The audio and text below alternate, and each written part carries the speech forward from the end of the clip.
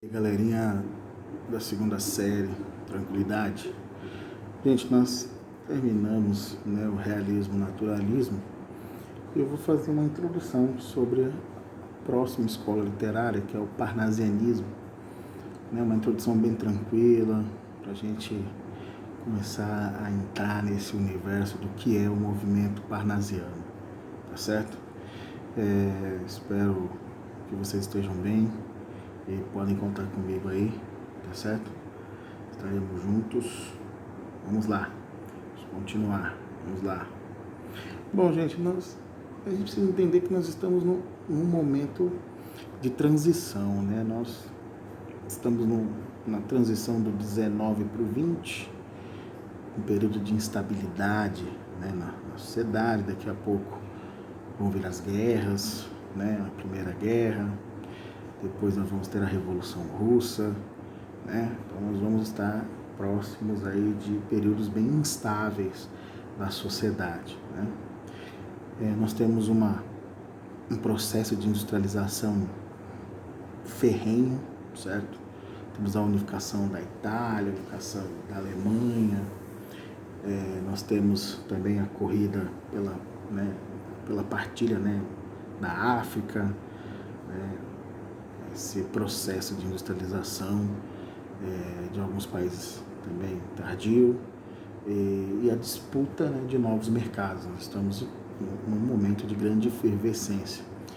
Vocês estão vendo aí uma capa de uma arte de um artista tcheco que representa um pouco desse cenário que a gente vai chamar de Belle Époque, tá certo? Nós temos aqui um período de grande influência da cultura francesa no Brasil. Olha só, aí nós temos um quadro de Toulouse-Lautrec, Eu gosto muito desse quadro que representa aqueles bailes na França, aquelas moças levantando seus vestidos e dançando, erguendo a perna de um lado para o outro. Bom, então esse clima de euforia do processo industrial, do capitalismo, da urbanização, Paris é o símbolo do mundo, também vai ser um símbolo cultural para o Brasil, E aí nós temos a consagração de ideias mais racionalistas, a vitória definitiva do pensamento científico que sustentava um avanço tecnológico, aquela coisa, da ordem do progresso de Auguste Comte, o positivismo, Tudo isso vai criar este cenário que vamos conhecer como Belle Époque, ok? Mas ao mesmo tempo um clima de insatisfação, segurança, pessimismo, conflitos sociais, greves. Nós temos este questionamento do que esse paraíso que a Revolução Industrial vai nos trazer, a razão e a ciência. Aí começa um período meio, vamos chamar lá nos anos 20, de decadentismo, tanto que vamos culminar com a Grande Depressão, tá certo? Então isso também vai influenciar a literatura. E é esse cenário contraditório, onde nós temos um clima de euforia, essa sociedade pautada na industrialização, na consagração do racionalismo, e ao mesmo tempo um questionamento, sobre esse paraíso prometido, é que nós vamos ter o parnasianismo e o simbolismo, o simbolismo, que é a próxima escola literária, mais para frente.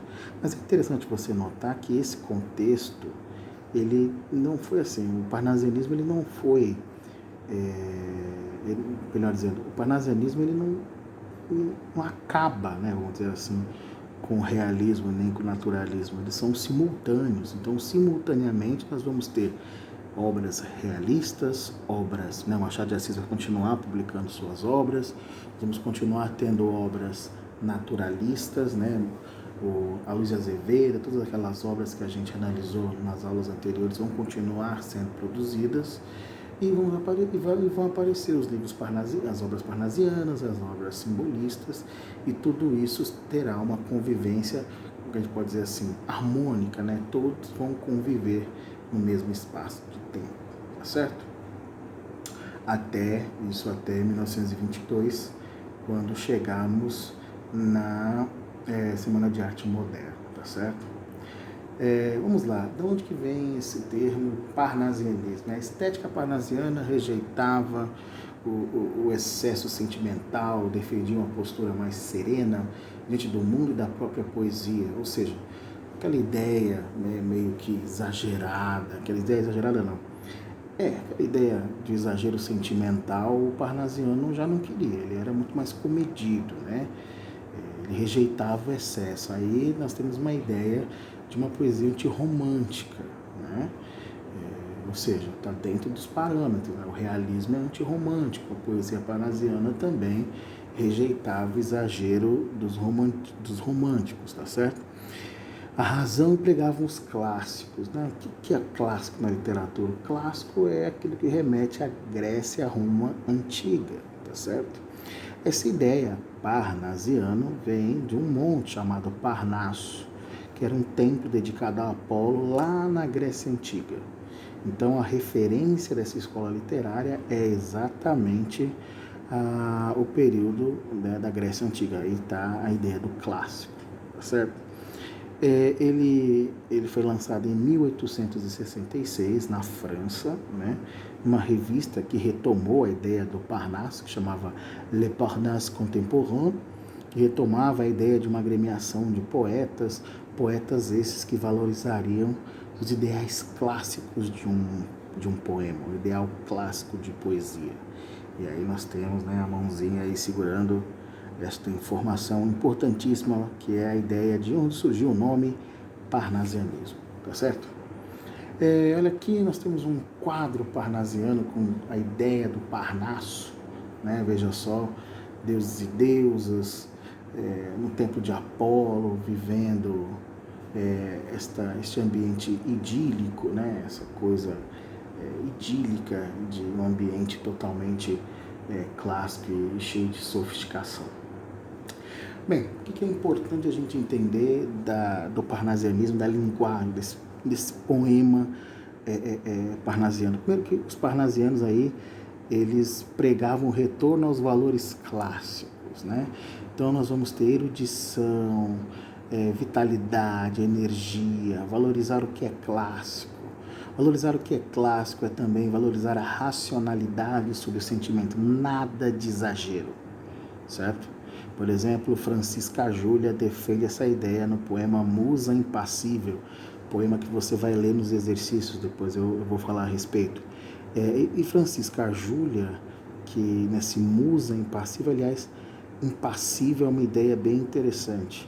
Musa impassível. Quem era essa musa? Era uma mulher? Era uma pessoa? Não, era a forma, era o poema, tá certo? O negócio deles é o poema. O racionalismo da poesia parnasiana se manifesta na preocupação com a elaboração formal e expressiva.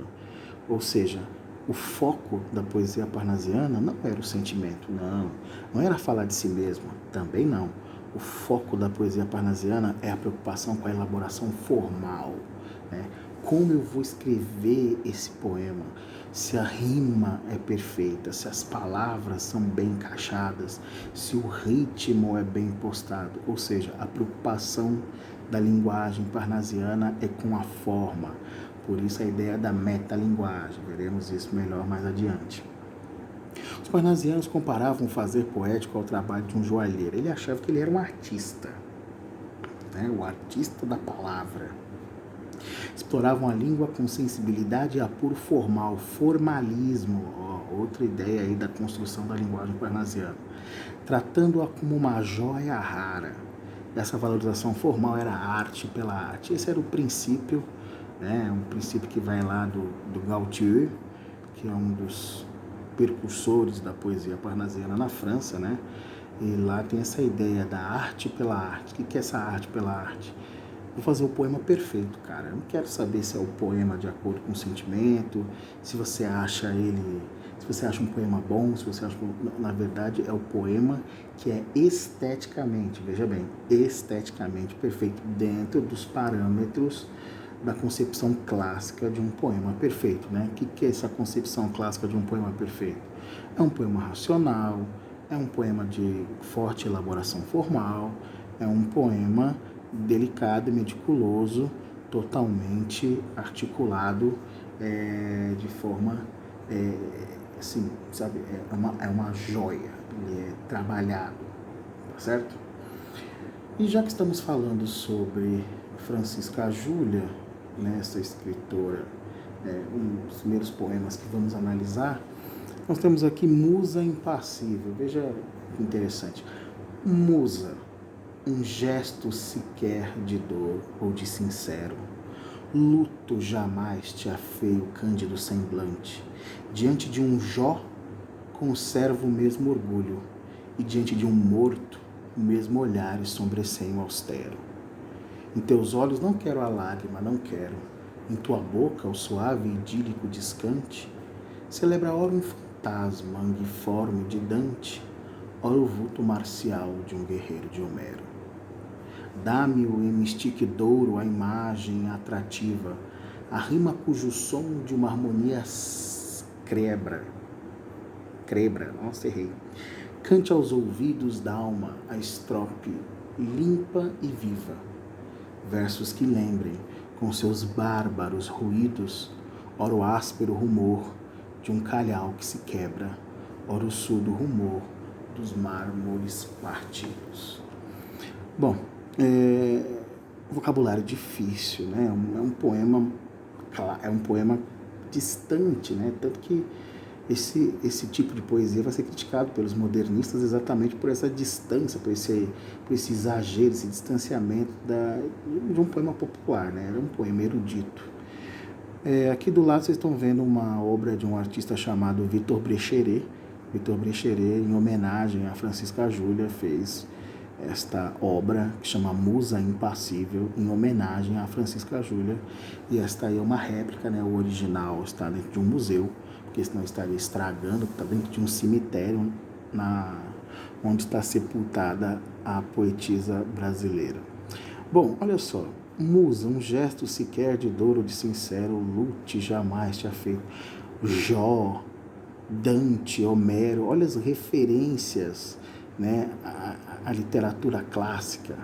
Dante, Homero, ele diz que a rima cujo som de uma harmonia crebra, cante aos ouvidos da alma estrofe limpa e viva. Estrofe limpa e viva, ou seja, ninguém está valorizando. Para ela, a musa dessa poetisa é a estrofe limpa e viva, é a rima, ou seja, tudo gira em torno da construção do poema. Musa, um gesto sequer, essa musa é o próprio poema.